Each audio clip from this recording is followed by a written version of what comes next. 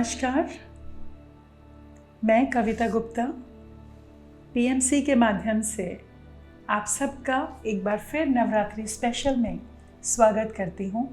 जय श्री राम, जय माँ। हम सब सीतायन पुस्तक, जो एक बहुत सुंदर महाकाव्य रामायण के जैसे ही सहस्त्राब्दियों के बाद हम सब के बीच में नैना मरियम जी के माध्यम से उनकी पुस्तक अनटोल्ड स्टोरी ऑफ सीता कई हिंदी रूपांतरण के रूप में, सीतायन के रूप में आप सबके सम्मुख मैं प्रस्तुत कर रही हूँ।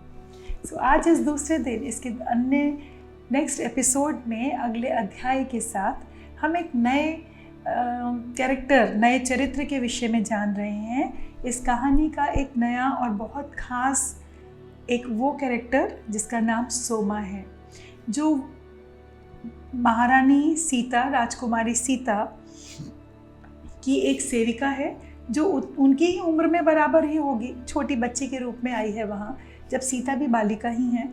सीता 12-13 साल की रही होंगी और वो भी उन्हीं के बराबर की उम्र की थी। और यहाँ सोमा के विषय में ख़ास बात ये है कि वो माता की हर बात को बिना कहे ही समझ जाती है। वो जो कहना चाहती हैं, उनके मन में जो भी बात उठती है, उन्हें जिस भी चीज़ की आवश्यकता होती है, उनके कहने से पहले ही सोमा उसकी तैयारी में जुट जाती है।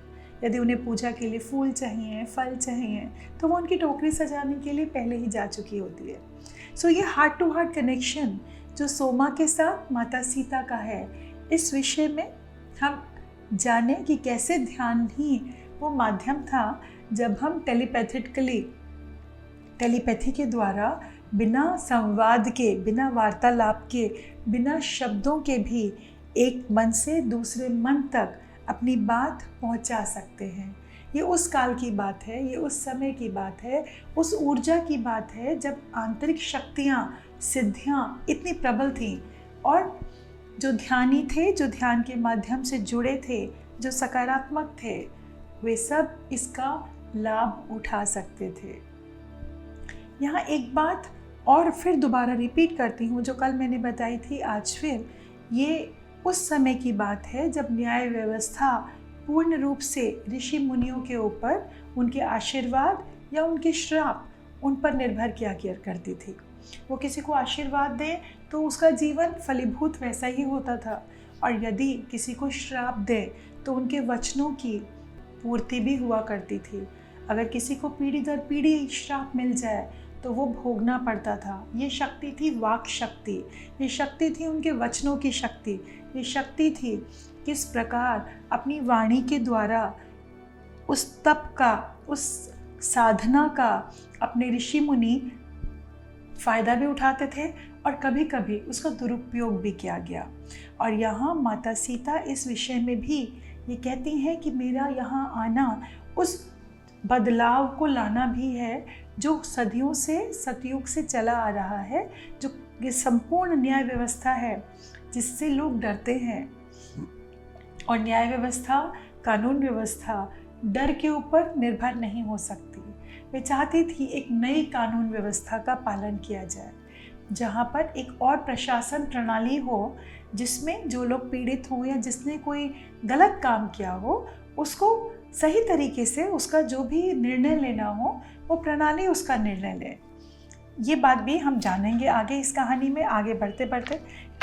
सोमा के साथ अन्य सेविकाएं भी, मीनाक्षी भी, जो उम्र में उनसे बड़ी है, सोमा से, माता सीता से काफ़ी बड़ी है, और वो अपने उस दुर्भाग्य को, जिस बचपन से जिसको वो जीती आई थी, और उसके मन में जो ये बात घर कर गई थी कि वो किसी दुर्भाग्य को, किसी श्राप को जी रही है, जिसकी वजह से उसके पिता ने उसको हमेशा अविवाहित रहने के लिए कहा।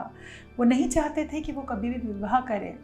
एक बार बगीचे में माता सीता के साथ घूमते हुए माता सीता ने उस एक बादल जैसी एक कोई चीज़ को उसके चारों तरफ, जैसे एक ऑरा होती है ना, वैसे उन्होंने महसूस किया कि इसके ऊपर चारों तरफ मीनाक्षी के कुछ बादल जैसा मंडरा रहा है, और वो उसको हटाने का प्रयत्न भी किया, किंतु वो उसे हटा नहीं पाई। और ये बात उन्होंने मीनाक्षी को कही कि कुछ ऐसी चीज़, जैसे कुछ दुर्भाग्य या कोई चीज़ तुम्हारे चारों तरफ एक मंडरा रही है जिसे मैं हटा नहीं पा रही, और मैं अपने पिता से बात करूँगी। और तब उन्हें पता चलता है ये वो श्राप का प्रभाव है जो पीढ़ी दर पीढ़ी वो जीती आ रही थी, जिसे माता सीता भी हटा नहीं पाए। इसीलिए वो चाहती थी कि इस न्याय कानून व्यवस्था को वो बदल सकें।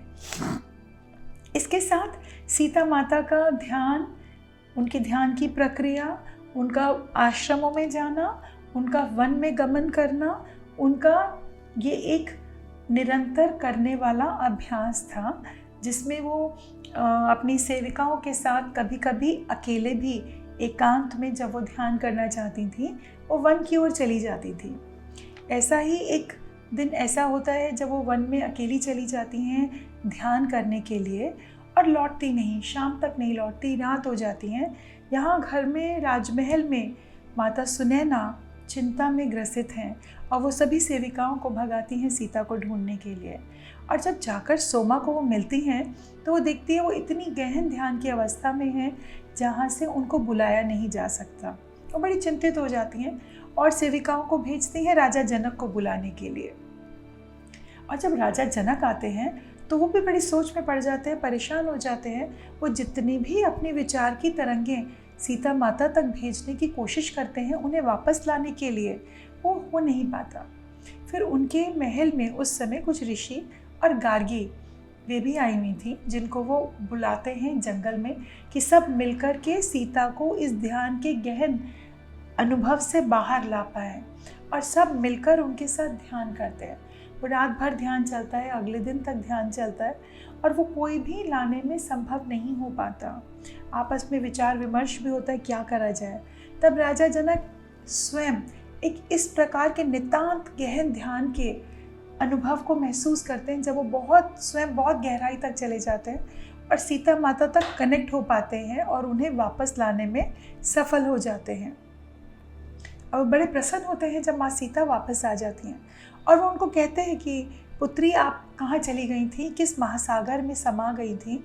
मैंने बहुत प्रयत्न किया आप तक पहुँचने का, पर आप मुझे नहीं मिली। तब माता सीता मुस्कुराते हुए कहती हैं यदि वो मुझे न लाते तो शायद मैं सच में उस ध्यान के महासागर में समा गई होती। राजा जनक पूछते हैं कौन थे वो बोले वही हैं जिनके साथ मेरा विवाह होना है, जिन्होंने मुझे वापस मुझे इस धरती पर बुला लिया है। ये सुनकर राजा जनक प्रसन्न होते हैं और यहाँ सीता माँ अपने पिता को वचन देती हैं कि आपने मुझे इस धरती पर आवाहन किया है, आमंत्रित किया है, मैं आपके कहने से आई हूँ और मैं आपको वचन देती हूँ बिना आपको बताए, बिना आपको कहे, बिना आपकी आज्ञा लिए मैं इस धरती से जाऊँगी भी नहीं। कितनी सुंदर बात है ना ये। और कैसे वो अपने वचन को निभाती हैं ये हम आगे की कहानी में जानेंगे और सुनेंगे दोस्तों।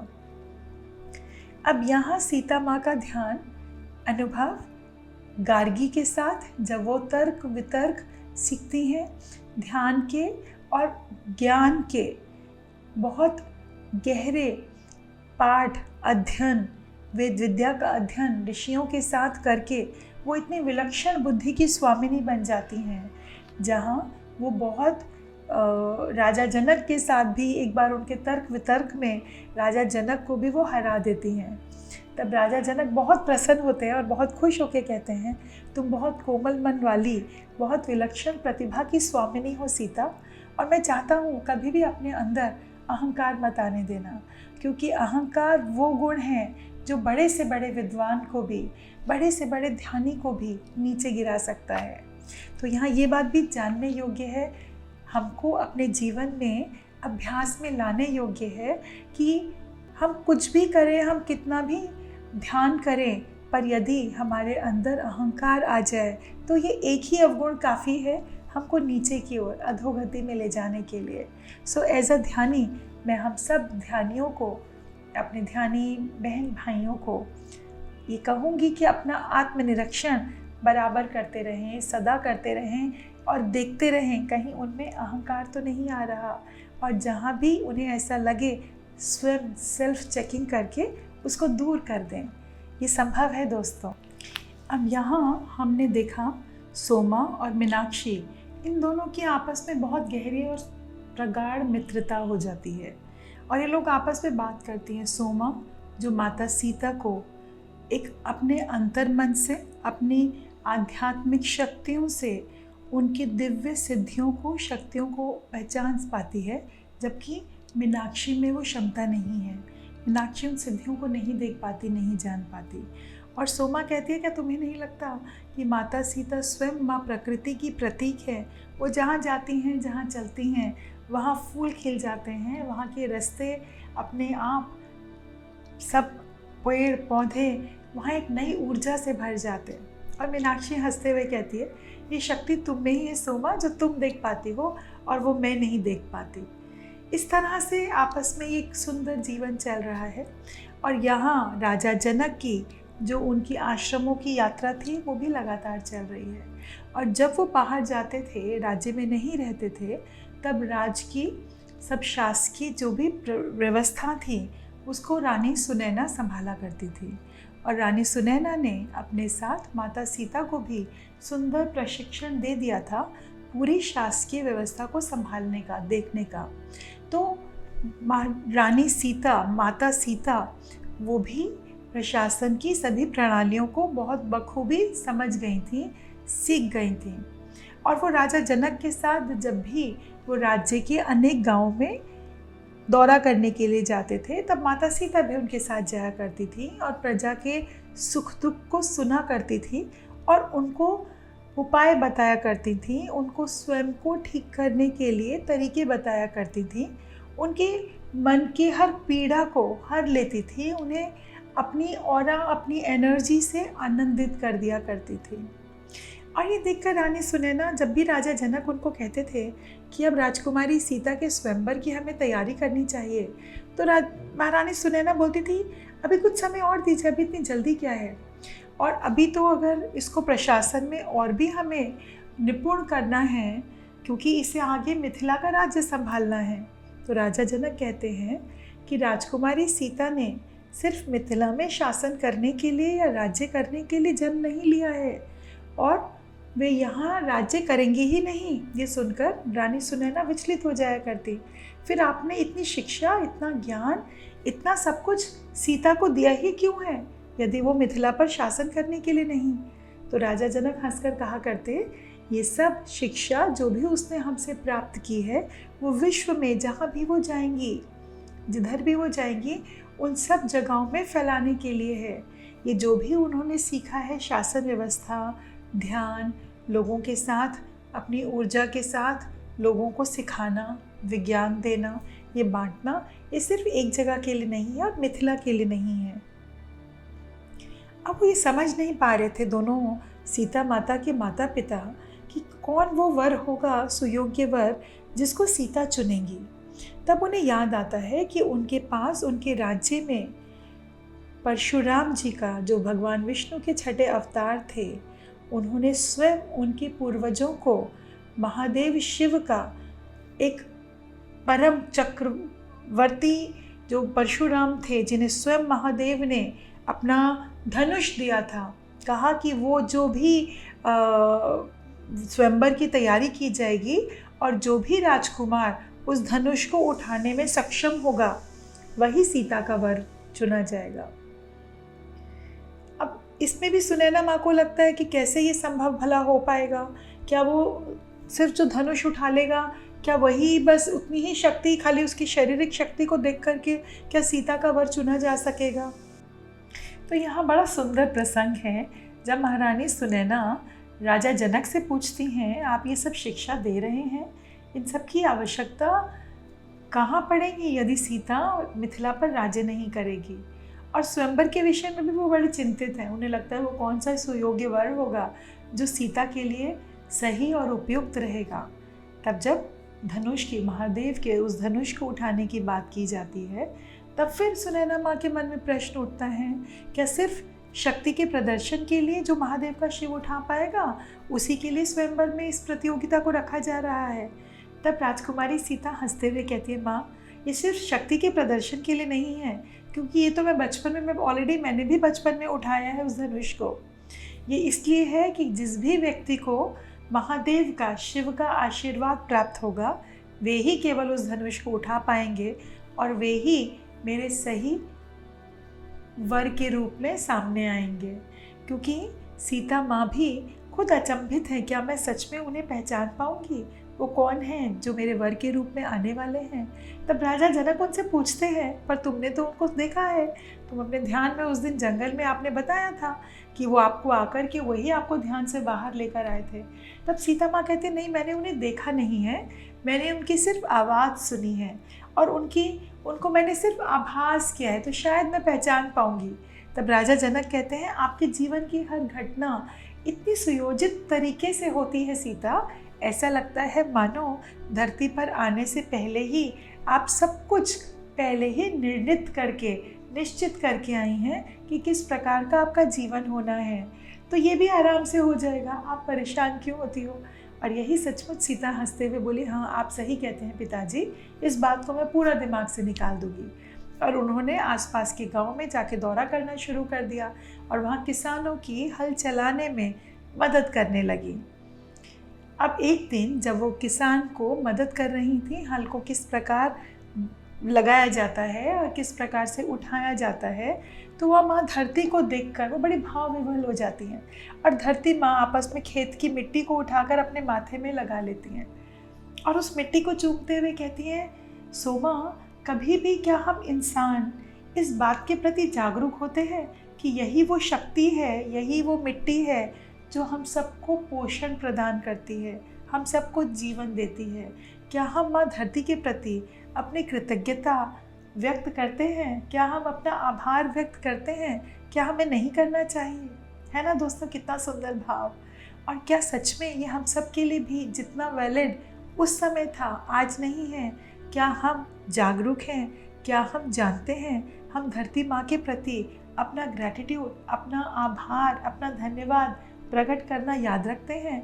अगर नहीं करते तो आज से हम ये करें, इसको हम अपने जीवन का अभिन्न अंग बना लें दोस्तों, क्योंकि धन्यवादी होना, ग्रेटफुल होना, ये इतना सुंदर भाव है ग्रेटफुलनेस का, जो हमें और ऊंचे आयामों में, उच्च आयामों में, उन डायमेंशंस तक लेकर जाते हैं जो हमें हमारी हर वो बात और भी हमें उसके नज़दीक लेकर जाते हैं। जो हम चाहते हैं वो हम और पूर्णता से पाते चले जाते हैं जब हम प्रकृति के प्रति, माँ वसुंधरा के प्रति, इस आकाश, अंतरिक्ष, सृष्टि, इन सब को बनाने वाले परमपिता परमात्मा के प्रति धन्यवादी होते हैं, शुक्राने गाते हैं।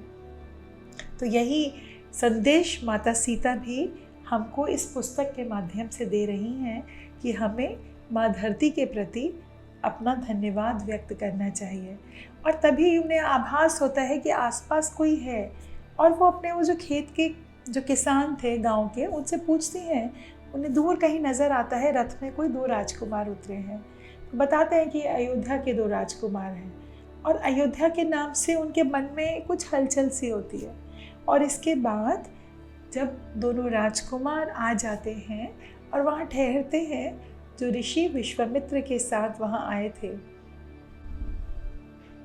सो राजकुमारी सीता, जब उन्हें पता चलता है किसान के द्वारा कि उन दोनों राजकुमारों ने देख लिया है उन्हें और उनसे पूछा वो कौन थी, तो उन्होंने बताया वो हमारी राजकुमारी सीता थी और वो बड़े अचंभित मालूम देते थे। फिर सुनकर के सीता के मन में भी एक सिरहन सी दौड़ उठी। और उसके बाद अगले दिन जब वो अपने मंदिर में माँ पार्वती की पूजा करने के लिए जाती हैं, तो वहाँ पर अकस्मात ही वो दोनों राजकुमार भी उस मंदिर की सुंदरता जो पहाड़ी पर बना है सुनकर वहाँ पहुँच जाते हैं। और जब पता चलता है दोनों का आमना सामना होता है, तो दोनों जैसे मानो ठगे से रह जाते हैं, एक दूसरे को देखकर एक दूसरे में खो जाते हैं। और वो देखकर पूरा समाज, पूरा सब जितने सेवक सेविका थे वो भी बड़े अचंभित हो जाते हैं, ये हो क्या रहा है। दोनों एकदम शांत हो जाते हैं, चुप हो जाते हैं और एक दूसरे की आंखों में ही मानो बस सब कुछ भूल जाते हैं, ऐसा कुछ हो जाता है। और ये ऐसा कुछ बहुत सुंदर इसका वर्णन किया गया। ये जब आप किताब पढ़ेंगे तो आपको पढ़कर और भी मज़ा आएगा। सो ये पढ़ कर के बहुत अच्छा लगेगा आपको। और किस प्रकार उसको देखकर, वो सारे उस दृश्य को देखकर जितने सेवक सेविका थे उन्हें समझ में आ गया था स्वयंवर तो बस नाम मात्र के लिए होने वाला है, और ये अयोध्या से आए हुए राजकुमारों में जो बड़े राजकुमार श्री राम हैं उनके साथ ही माता सीता का विवाह अवश्य होना है। और इसके साथ ही सीता की छोटी बहन उर्मिला, वो भी महाराजा राम के साथ आए छोटे राजकुमार लक्ष्मण के साथ, उनका भी विवाह होता है। आगे हम जानेंगे इस कहानी में कैसे। यहाँ चूँकि हम सब जानते हैं, तो जो कहानी हम लोगों ने रामायण में पढ़ी है, वो जो मेन कहानी है वो वैसी की वैसी ही है। उस कहानी को पर यहाँ बहुत ज़्यादा विस्तार में नहीं बताया गया है, पर वो चीज़ें बताई गई हैं जो माता सीता के बारे में, उनके चरित्र के बारे में, उनके गुणों के बारे में, उनकी साधना के बारे में, वो सब उनकी सिद्धियों के बारे में, उनकी शक्तियों के बारे में, उनका क्या स्वभाव था, वो किस प्रकार थी, वो सब इस किताब में ज़्यादा उस पर प्रकाश डाला गया है। यहाँ आप सीता, जब उनका स्वयंवर होता है, स्वयंवर में किस प्रकार उन दोनों का विवाह होता है, वो प्रभु राम को चुनती हैं और उनका विवाह होता है। विवाह होने के बाद भी बहुत सुंदर बात मुझे जो इस पुस्तक में लगी, प्रभु राम कहते हैं कि उन्होंने, माता सीता ने उन्हें पसंद किया है, बट फिर भी वो उनसे अनुमति लेना चाहते हैं, उनसे बात कर कर पूछना चाहते हैं। उन्हें किसी प्रकार की आपत्ति तो नहीं, वो अपने विषय में उन्हें सब कुछ बताना चाहते हैं। तो ये भी बहुत अच्छा इस पुस्तक में एक नया रूप बताया गया कि वो एक तरह का उनको एक लिबर्टी, उनको एक तरह की ये स्वतंत्रता दी गई कि वो अपने पति को चुनने के साथ उनके गुणों को भी जाने, उनको ठीक से पहचान लें। जब रानी सुनैना ये बताती हैं विवाह से पूर्व उनके विषय में कि उन्होंने राजकुमार जो दोनों आए हैं विश्वामित्र के साथ, उन्होंने राक्षसी ताड़का का वध किया है, ये सुनकर सीता माँ थोड़ी विचलित होती हैं कि क्या प्रभु राम ने जो ये काम किया ये सही है, किसी स्त्री का वध करना, चाहे वो कोई भी थी, कैसी भी थी। तो ये बात सुनकर, जब वो थोड़ा उनको देखकर कि वो परेशान हो गई ये बात सुनकर, तो राजा जनक ने कहा, मैं राजा राम के किसी भी काम के प्रति ज़रा भी मन में संदेह नहीं ला सकता, क्योंकि वो जो भी करते हैं वो इस पूरी सृष्टि के कल्याण के लिए है। और ये बात के बाद जब वो उन्हें अहिल्या की कहानी सुनाते हैं और बताते हैं कि किस प्रकार प्रभु राम ने सीता माँ को बताते हैं कि किस प्रकार उन्होंने अहिल्या का उद्धार किया जो पत्थरवत हो गई थी, और कैसे उनके पति गौतम ने श्राप के द्वारा उनको पत्थर में परिवर्तित कर दिया था। पर जब उन्हें पता चलता है, यह हम बाद में जानेंगे, जब उन्हें पता चलता है किस प्रकार से ये हुआ था और उनका कोई दोष भी नहीं था, तब वो चाहते हैं कि अपने शब्दों को वापस ले लें, पर वो संभव नहीं था, क्योंकि वो समय था जब इंसान की, जो ऋषियों की जो बात थी, जो वाक शक्ति थी, वो इतनी प्रबल थी कि वो जो कह देते थे वो बात सच ही होती थी। उससे वो बदला नहीं जा सकता था उस श्राप को। ये माता सीता के लिए, उनको बहुत अच्छा लगा कि प्रभु राम का ये व्यक्तित्व इतना खास, इतना महत्वपूर्ण, इतना सुंदर है, जब वो दुनिया का, लोगों का कल्याण करने के लिए हमेशा तत्पर रहते हैं। यहाँ हमने इस कहानी में ये जाना। अब इसके आगे हम चलते हैं आगे। जब उनका विवाह हो गया है, विवाह होने के बाद अब वो अयोध्या जाने की तैयारी में हैं। और इस प्रकार मिथिला में राजा राम और माता सीता के विवाह की जोर शोर से विवाह की तैयारियां आरंभ हो गई और उनके बीच विवाह हुआ। अब ये भी उन्होंने वहाँ कई दिनों वो रहे, जितने सेवक सेविकाएं थी उनके मन में भी कहीं ना कहीं इस बात को लेकर के ये गंभीरता बनी हुई थी कि वो माता सीता, जिनकी वजह से ये राजमहल जगमगाता है, जिनकी हंसी से ये चारों ओर एक खुशी का माहौल रहता है, उनके जाने के बाद क्या होगा। उनके जाने के बाद जब राजा जनक स्वयं एकांत में रहना पसंद करते हैं, किस प्रकार रानी सुनैना अकेले सारे महल को संभालेंगी, राज्य को संभालेंगी। सब चिंतित भी हैं, कहीं ना कहीं परेशान भी हैं, दुखी भी हैं रानी सीता, महारानी राजकुमारी सीता के जाने से। अब जब वो जाने की विदाई की घड़ी आई, उस विदाई की घड़ी के समय जो सेविकाएं हैं वो आपस में बात कर रही हैं, दुखी हैं। सोमा, मीनाक्षी, रोहिणी, उषा, ये चारों सेविकाएं जो क्लोज थी, जो बहुत ज़्यादा उनके संपर्क में सब समय रहती थीं, वो आपस में मन दुखी भी कर रही हैं, पर वो कहती हैं कि कहीं ना कहीं एक नई संभावना ने दस्तक दी जब रानी सीता ने उन्हें कहा कि मैं तुम चारों को अपने साथ बाहर घूमने के लिए ले जाना चाहती हूँ, वन में जहाँ हम ध्यान करेंगे। वो वन में अपने साथ ले जाकर उनसे कहती हैं ध्यान के बाद कि मैं चाहती हूँ कि आप चारों को अपने साथ अयोध्या लेके जाऊँ, क्या आप सब सहमत हैं? तो देखिए ये भी कितना सुंदर, यहाँ पर भी दोस्तों हमने एक बहुत छोटी सी बात से भी एक बड़ी बात सीखी है कि क्या वो जिस प्रकार अपनी सेवक सेविकाएं हैं उनको भी इतना सम्मान देती हैं, उनकी इच्छा को भी इतना महत्व दिया जाता है, उनको एक गुलाम के जैसे ट्रीट नहीं किया जाता था। वो समय था जब उनको भी उतना आदर और सम्मान मिलता था। ये बहुत सुंदर बात है कि उस समय त्रेता युग में भी इस तरह की परंपरा निभाई जाती थी हमारे देश में। और इसके बाद वो चारों सेविकाएं बहुत खुश होती हैं, क्योंकि वो तो वही चाहती भी थी कि उन्हें राजकुमारी सीता से अलग ना किया जाए। और जब वो विदाई का क्षण आता है, विदाई का वो सीन है, उसका बहुत सुंदर वर्णन किया है, बहुत विस्तार से वर्णन किया गया है। कैसे रानी सुनैना जो है वो अपने आभूषण देती हैं उर्मिला को, रानी सीता को वो अपने आभूषण देती हैं विदाई के समय। और कैसे राजा जनक जो विधेय हैं, जो ज्ञानी हैं, जिनके अंदर वो वैराग्य का भाव शुरू हो चुका है, वो एकदम समभाव से, बिना दुख के, बिना किसी प्रसन्नता के, एक बहुत सुंदर आध्यात्मिक परिचय मिडिल पाथ का देते हैं कि बेटी की विदाई है। और उन्हें पता है कि उन्हें दिख रहा था कि अयोध्या के वैभवशाली राज्य का और बहुत विस्तार होने वाला है और उनके राज्य मिथिला का धीरे धीरे पतन होना है।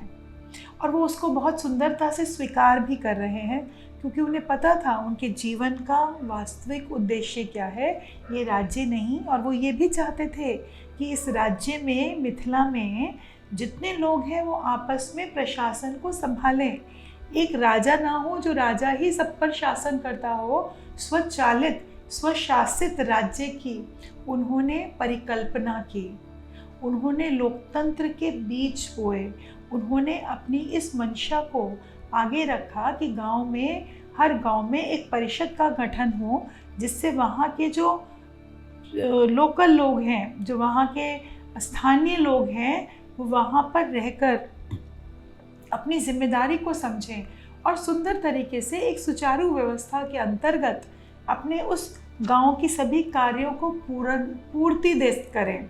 तो ये भी एक सुंदर विचार था। ये भी एक नया साम्राज्य की, नए राज्य की, नई शुरुआत की नींव पड़ी, लोकतंत्र की नींव पड़ी राजा जनक के माध्यम से। और राजा जनक ने अपना वादा भी पूरा किया जो उन्होंने श्री राम को किया था। श्री राम कहते हैं कि मैंने रण विद्या की नीति, अस्त्र शस्त्र की नीति अपने गुरु विश्वामित्र से सीखी, वेदों का ज्ञान मैंने अपने गुरु वशिष्ठ से प्राप्त किया, पर जो शासकीय व्यवस्था की जो सीख लेनी थी, जो राजनीतिक व्यवस्था की मुझे सीख लेनी थी, वो मैंने अब तक नहीं ली। और मुझे बहुत प्रसन्नता है कि वो ज्ञान पहली बार मुझे आपके द्वारा, अर्थात राजा जनक के द्वारा मिल रहा है। और राजा जनक भी अपनी दूरदर्शिता का परिचय देते हुए अपने जो उन्हें पूर्वाभास होता था ध्यान से, जिसको हम इंट्यूशन कहते हैं, उन्होंने वो सब शिक्षाएं भी राजा राम को दी। और उन्होंने उनको अपनी शासन प्रणाली किस तरह से चलाते हैं, किस तरह वो गाँव में अपनी स्थानीय परिषद का गठन करना चाहते थे, किस प्रकार उनके राज्य को विस्तार करना है, उन्होंने बहुत सारे महत्वपूर्ण बातें श्री राम को बताई। और किस प्रकार अपनी ही गांव की प्रजा को, अपने लोगों को खेती बाड़ी करने के विषय में बताया जाए ताकि वो सब आत्मनिर्भर हो सके। ये भी हमने जाना कि जब ये एक दौर था उस समय का, उस काल का, जो एक बदलाव हो रहा था, एक इंसान जब किस तरह एक सब प्रकार की प्रणालियाँ बदल रही थी और एक नए साम्राज्य की स्थापना होने की तैयारी हो रही थी।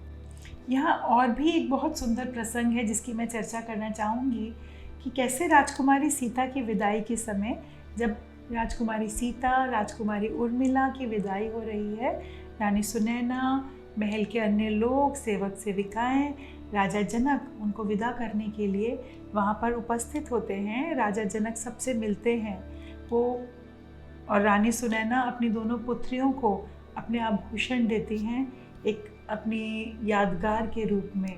और राजा जनक उन चारों सेविकाओं के पास भी जाकर उनको भी अपने हृदय से लगाकर कहते हैं कि आप चारों भी मेरी बेटियों के, मेरी पुत्रियों के ही समान हैं, और उनको भी वो सम्मान मिलता है। और उसके साथ राजा जनक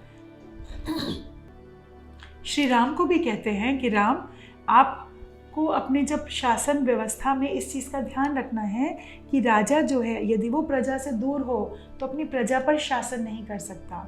राजा को अपने मन से यदि विस्तारित प्रजा पर शासन करना है तो अपने विस्तार मन से प्रजा के हर घर को, हर व्यक्ति को व्यक्तिगत रूप से जानना भी आवश्यक है। श्री राम अचंभित होते हैं, क्या ये संभव है एक बड़े राज्य में हर घर के हर व्यक्ति को जानना?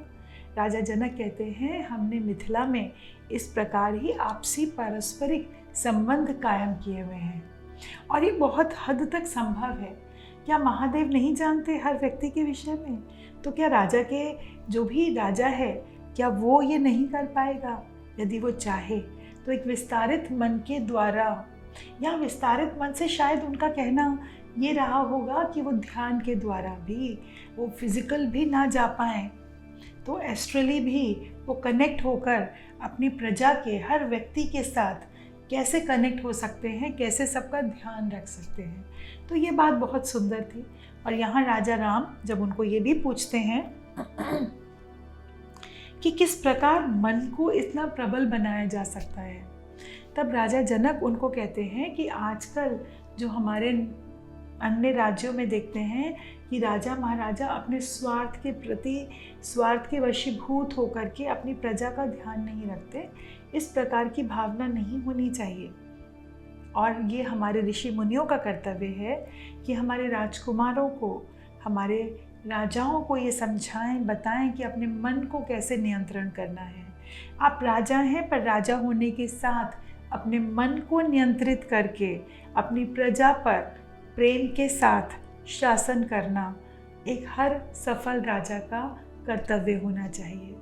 मर्यादा पुरुषोत्तम प्रभु श्री राम की राजनीतिक प्रशिक्षण का कार्य राजा जनक करते हैं, जो बहुत सुंदर, बहुत खूबसूरत है। और तभी राजा जनक ने राम राज्य की जो परिकल्पना की, जहाँ हर व्यक्ति को प्रेम करना है, सबके साथ मिलकर के रहना है, सबको सम्मान देना है, इस परंपरा की नींव पड़ी।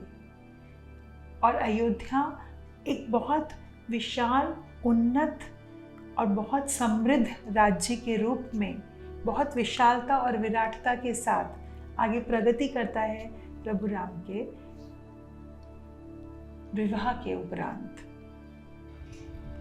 चलिए दोस्तों, ध्यान करते हैं, ध्यान की यात्रा पर चलते हैं और उस ऊर्जा के साथ, उस स्वप्न के साथ, उस राम राज्य की उस परिकल्पना के साथ, उस स्वप्न के साथ जिस नींव के पत्थर श्री राम ने राजा जनक के आशीर्वाद से, माता सीता के सहयोग से उस युग में, त्रेता काल में रखे थे, आज इस युग में, इस नव काल में उस ध्यान के माध्यम से, जो तब भी वही था और आज भी वही है, उस ध्यान से हम जुड़कर उस स्वप्न को, उस फलते फूलते वृक्ष को और भी बढ़ाएं, उसमें जल देकर अपनी भी आहुति दें और अपने मन के द्वारा, उस एकता के द्वारा, अपनी ऊर्जा के द्वारा इस संपूर्ण विश्व में, इस संपूर्ण सृष्टि में चारों ओर ध्यान की ऊर्जा को फैला दें, उस प्रेम की, अलौकिक दिव्य प्रेम की, जिसकी नींव प्रभु राम ने स्वयं रखी, माता सीता ने उस प्रेम को जिया। हम भी उस प्रेम की अनुभूति कर सकें, उसको प्रकट करने में, उजागर करने में हम भी अपना योगदान दे पाए, जुड़े स्वयं के साथ ध्यान के माध्यम से।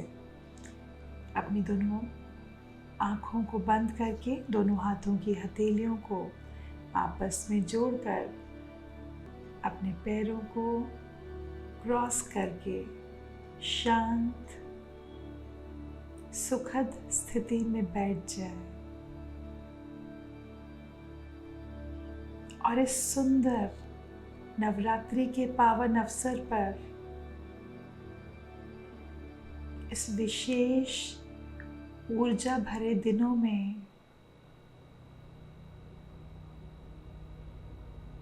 उस सामूहिक ऊर्जा के साथ इस पूरे ब्रह्मांड की ऊर्जाओं के साथ एक होते हुए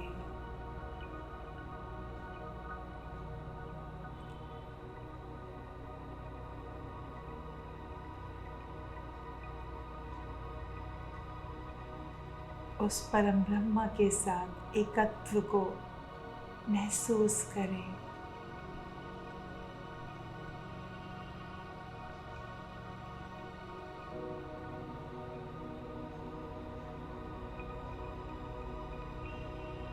और अपने जीवन में भी उसी पारस्परिक सौहार्दता का आवाहन करें।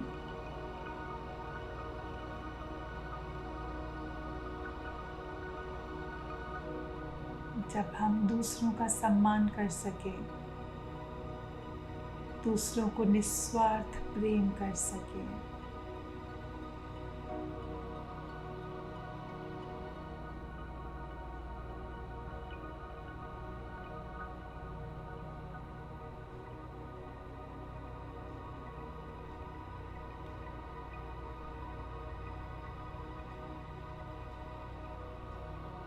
अपनी आती हुई सांस और जाती हुई सांस के साथ एक होते हुए साक्षी भाव से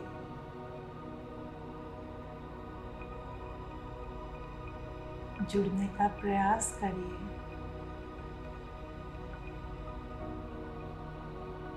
उस दिव्य ऊर्जा के साथ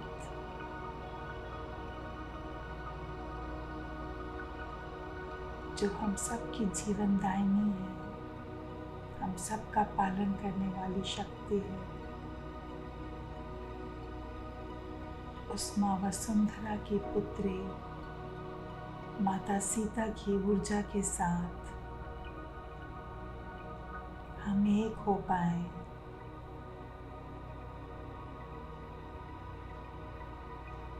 अपने जीवन की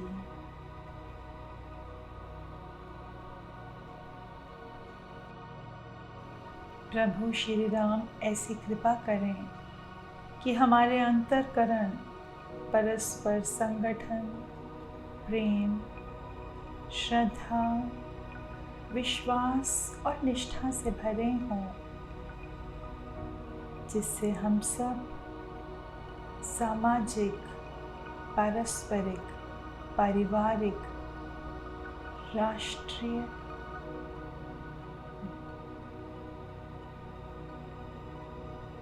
बुराइयों से दूर होकर सब मिलकर एक हो जाएं।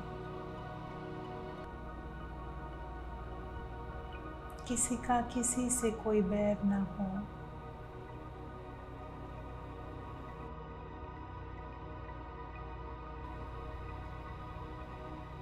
प्रेम के बिना हमारा अस्तित्व असंभव है।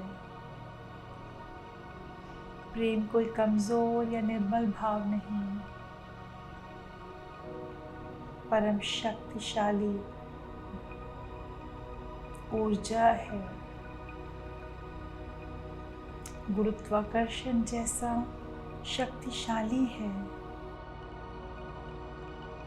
हम सब मिलकर भी उस सुनहरे युग के निर्माण में अपना योगदान दें, जहाँ हर व्यक्ति एक दूसरे से प्रेम करता हो,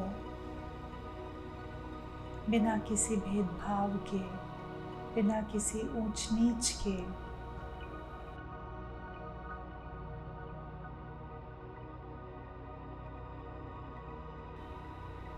अपनी हर श्वास के साथ उस प्रेम को हम अपने भीतर महसूस कर सकें।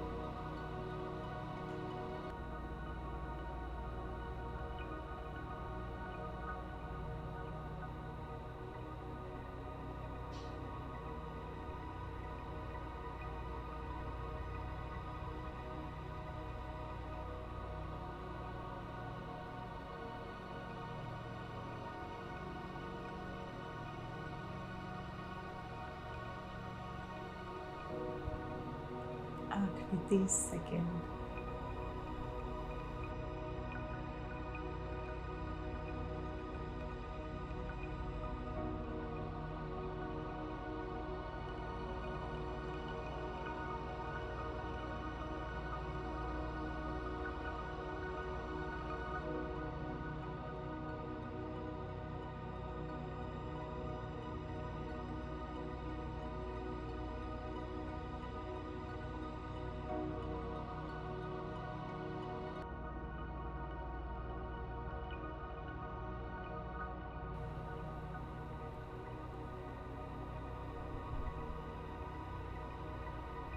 मन ही मन प्रभु श्री राम और माता सीता को, उनके आशीर्वाद को, उनकी ऊर्जा को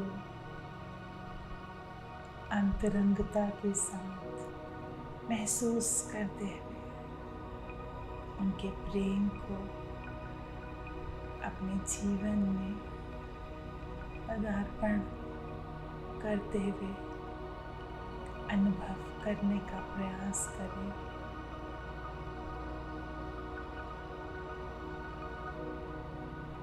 उन्हें धन्यवाद करते हुए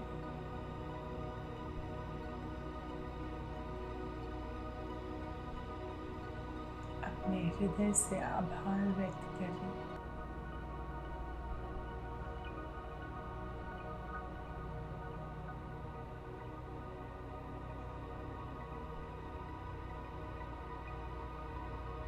पाँच, 4, 3, 2, 1।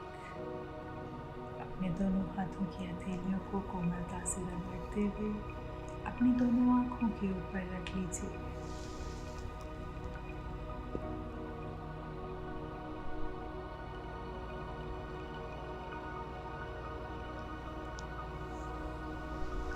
और एक सुंदर मुस्कुराहट के साथ उस परम शक्ति का धन्यवाद करते हुए आज के इस सुंदर ध्यान के लिए खुद का भी धन्यवाद करें और उस वैश्विक शक्ति का जो हर क्षण हर पल हमारे भीतर एक नई ऊर्जा भर रही है, उसको भी धन्यवाद करते हुए अपनी आंखें खोलिए। 3, 2, 1।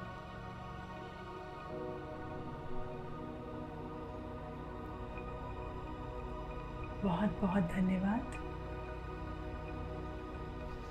आशा करती हूँ आपको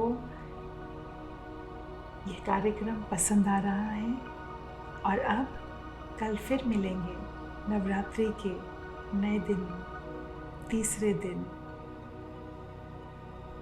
सीतायन के नए अध्याय के साथ। धन्यवाद।